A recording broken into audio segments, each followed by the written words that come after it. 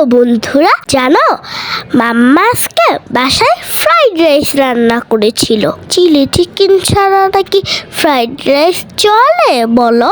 তাই মাম্মাকে বলে দিলাম একটু চিলি চিকেন রান্না করে দিতে। তাই মাম্মাও আমাদের জন্য চিলি চিকেন রান্না করে নিয়ে আসলো।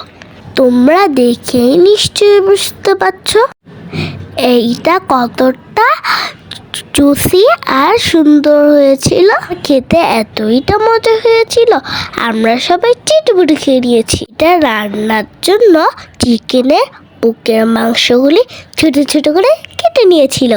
এর মধ্যে আদা রসুন বাটা, লাল মরিচের গুঁড়ো, লবণ, গরম মশলা গুঁড়ো, গোলমরিচের গুঁড়ো, সয়া সস, টমেটো সস, একটা ডিম, 2 চামচ কর্নফ্লাওয়ার। আরে বাবা, কত কিছু দিল। বাট চিকেনের সঙ্গে সবগুলো উপকরণ খেয়ে ঢাকনা দিয়ে রেখে দেবো আধা ঘন্টার জন্য।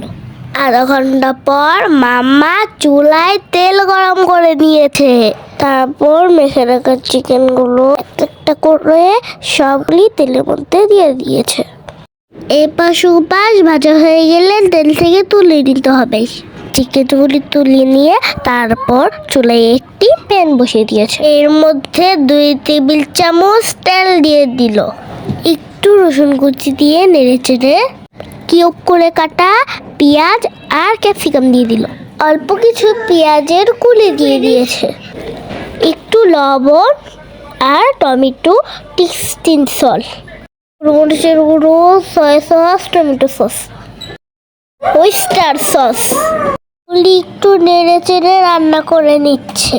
সবজিগুলি একটু সিদ্ধ হয়ে এলে ভেজে রাখা চিকেনগুলি মিক্সড করে নিচ্ছে। একটু পানির মধ্যে কর্নফ্লাওয়ার গুলে এর মধ্যে দিয়ে দিচ্ছে।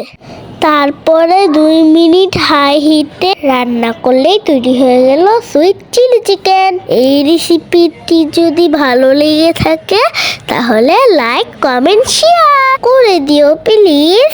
টাটা, আল্লাহ হাফেজ।